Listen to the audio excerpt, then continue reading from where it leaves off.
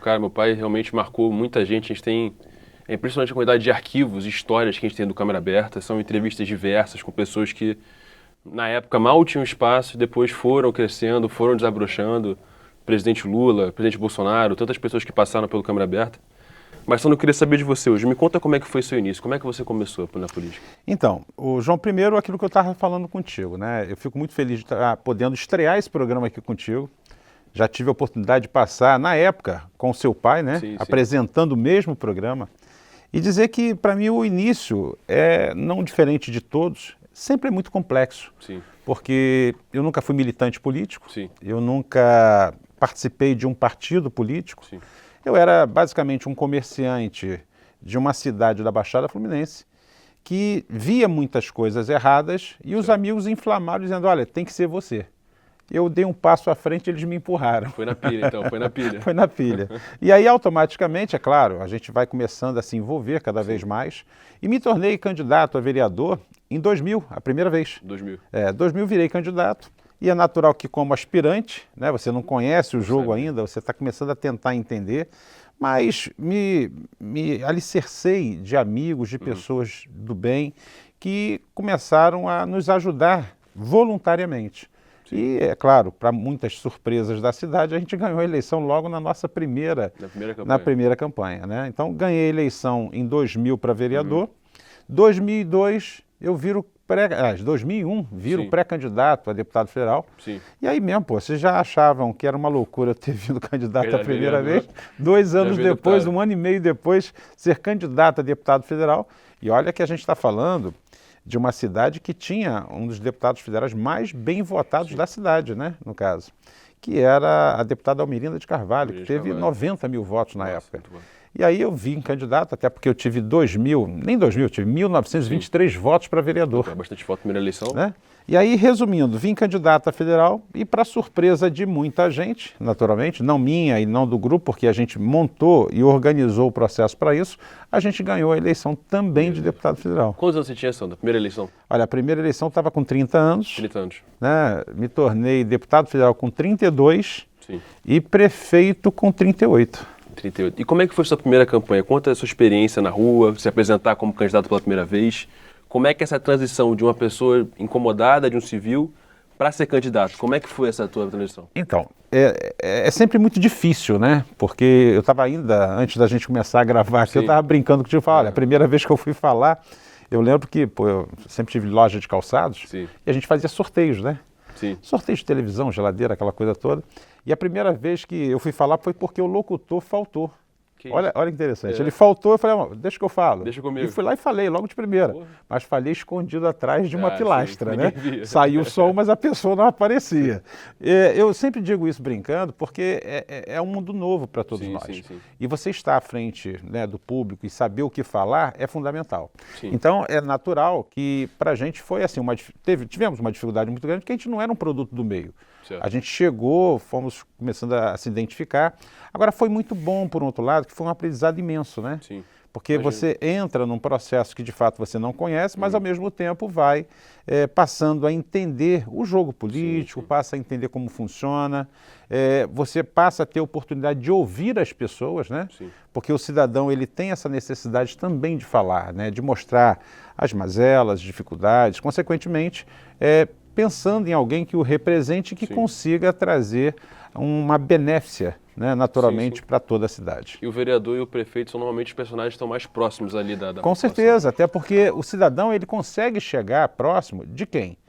É do vereador, primeiramente. E o prefeito, quando ele tem essa característica de estar visitando as bases, visitando os bairros, conversando com as pessoas, é claro que fica uma relação mais calorosa, né? Onde o ser humano está, de alguma forma, sempre evidenciado. Sim, né? sim. Você foi vereador, deputado e depois prefeito.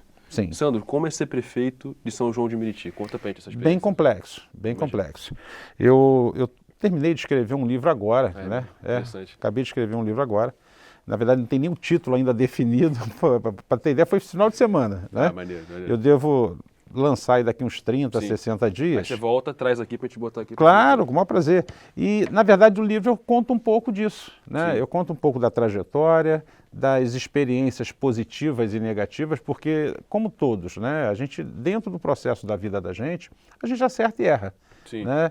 É natural que às vezes você mais acerta do que erra ou Sim. mais erra do que acerta. Sim, sim. O que você não pode é insistir nos erros e aprender com esses erros.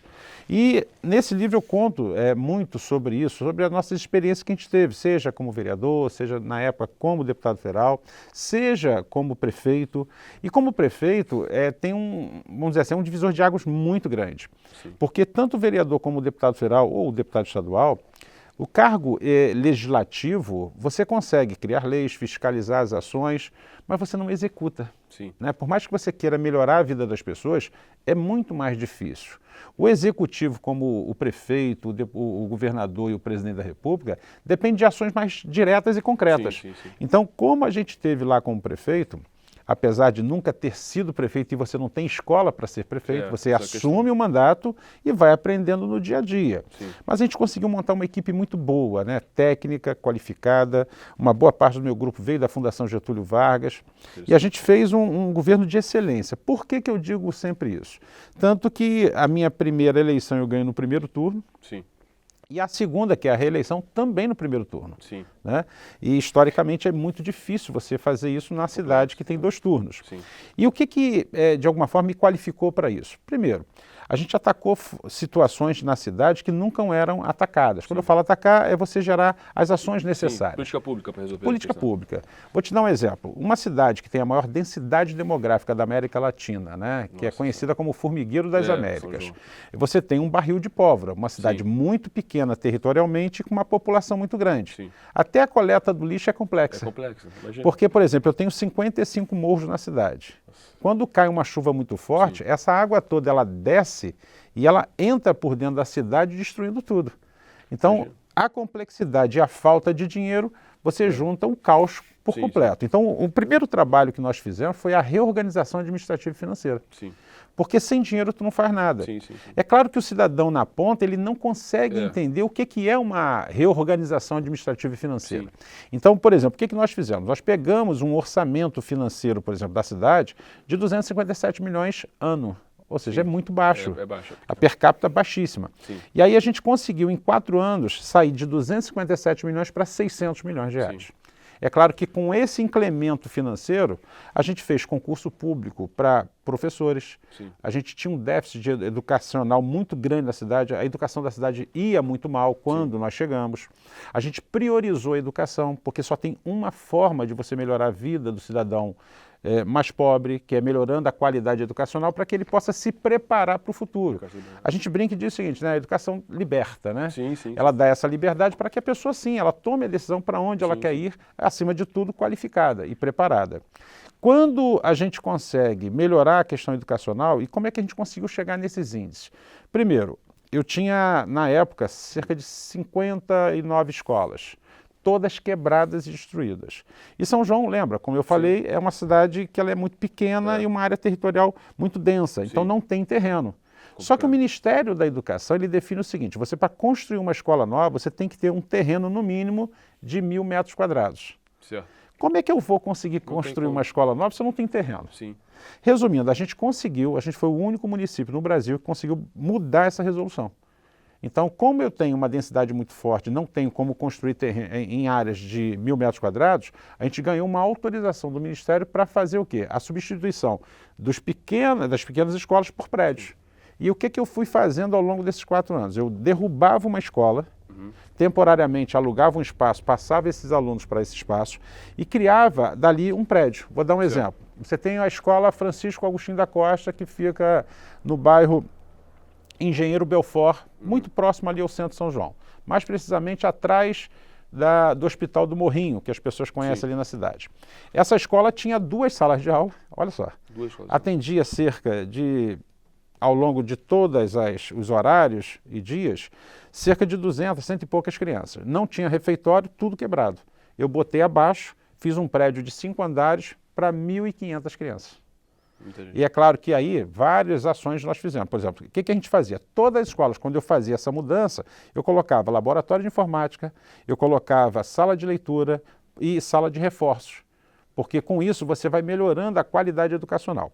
É claro que ao longo de 8 anos, foi o período que eu tive a oportunidade de ficar na cidade como prefeito, a gente entregou 65 escolas novas. Tá ok? Ou seja, eu tinha 58, eu reformei e ampliei todas as outras e ainda entreguei mais algumas escolas novas. Deixa eu fazer uma pergunta nesse caminho. Você acha que as prefeituras têm capacidade de fato, alterar a realidade de uma cidade ou isso dependeria de um processo mais estrutural partindo do governo federal, do governo do estado? Então, cada caso é um caso. Certo. Você tem prefeituras, por exemplo, como Saquarema, Maricá, que não dependem tanto nem do Estado, nem do governo federal, porque tem muito royalty, então tem dinheiro próprio. E você tem realidades como cidades como São João de Meriti, e muitas, natural aqui na Baixada, e outras até do interior, que são altamente dependentes, seja do Estado ou do governo federal. Certo. Então, cada caso é um caso, e é claro que eu posso aqui dar o exemplo de cidades que dependem, né?